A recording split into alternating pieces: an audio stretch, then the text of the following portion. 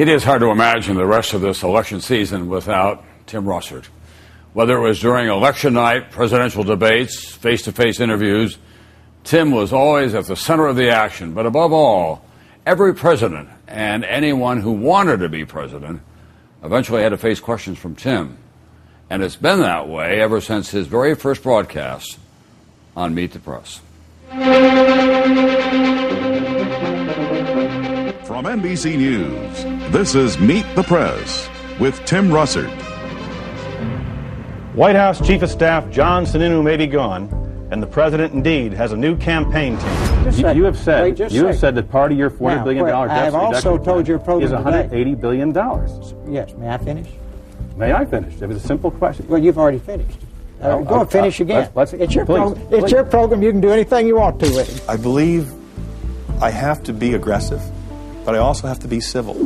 Filegate, Travelgate, Whitewater. What's wrong with those as legitimate Look issues? at all this Whitewater stuff. What's come out of it? Absolutely nothing. Significant American casualties.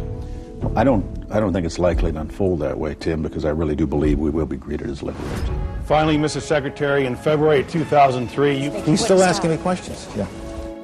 I think that was one of your staff, Mr. Secretary. I don't think that's appropriate. Emily, get out of the way. Bring the camera back, please. I think we're back on, Tim. Go ahead with your last question. Thank you very much, sir.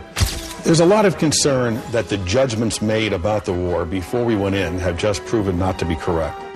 We were told we'd be greeted as liberators, that there would not be a long, protracted, bloody insurrection.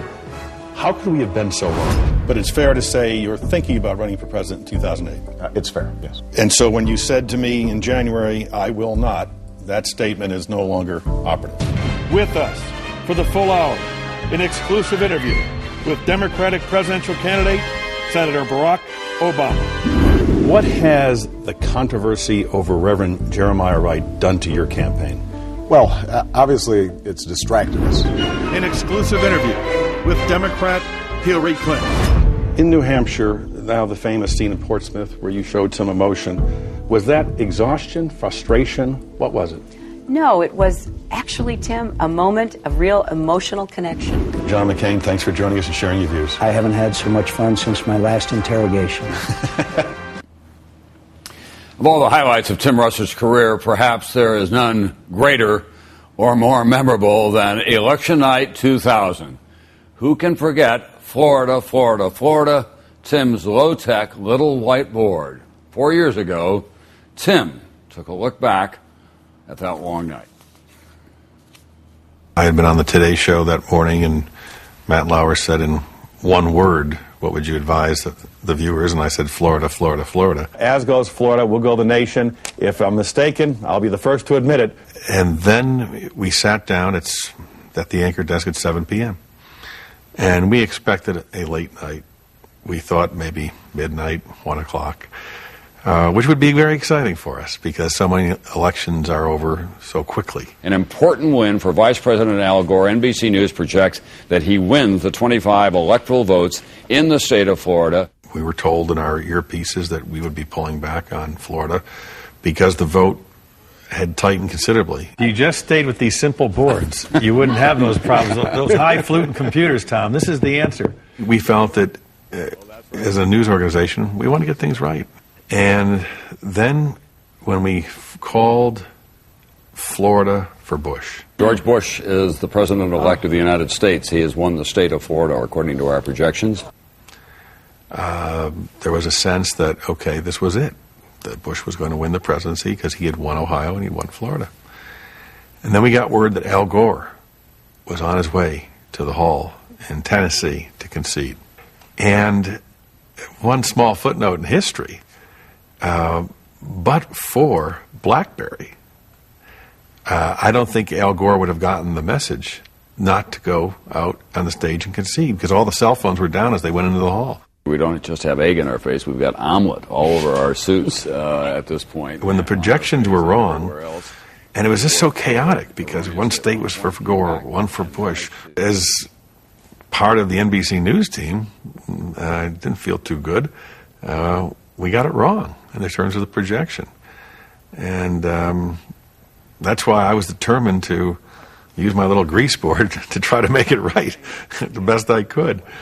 Well, I started out with the back of a legal pad, just a pen on a cardboard of a pad. I had a sense that voters and viewers were confused. All right, NBC's Tim Russert will let him do his arithmetic. Luke, we're going to put your father to the test tonight. And I tried to bring clarity to the situation. So I just started writing it to make it understandable. Jeff Zucker was in the control room, said to somebody, go get him a dry erase board. That legal pad's running out of space. But little did I know, people around the country were trying to find information. And they got to NBC, and they saw Tom and explaining things in a clearly cogent, wonderful way. And this little tiny board that I'm whipping away on, and people stayed with us. They said, yeah, we're getting real information here. I just started writing the various states that had not been called and what their electoral vote count was. And then when they would be called, I'd wipe them away and add them to the columns. And finally, I had one state left, Florida. And I said, Tom, look at this. Florida, Florida, Florida. I can't believe this. And I remember my son, Luke, called me, he said, Dad, can I have that board? And I said, well, actually, I had two of them.